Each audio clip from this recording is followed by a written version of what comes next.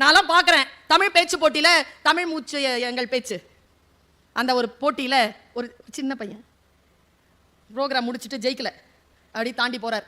நான் பார்க்குறேன், என்னப்பா அப்படின்ட்டு போயிட்டார். அவர் ஒரு 15-20 வருஷத்துக்கு அப்புறமா பார்க்குறேன். அந்த பேச்சு போட்டியில் தோத்தவர் தான் விருதுநகர் கலெக்டராக உட்காந்துருக்கார்.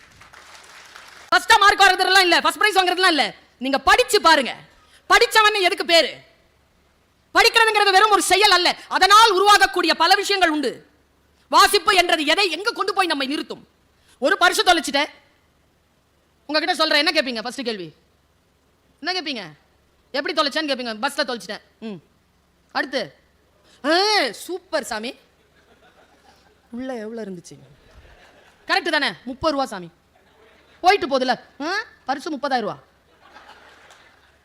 நமக்கு பெருமதி புரிந்து போகுதா? அம்மா அப்பா மூலமா என்ன கிடைக்கும்? அம்மா அப்பா பெருமதி தான்.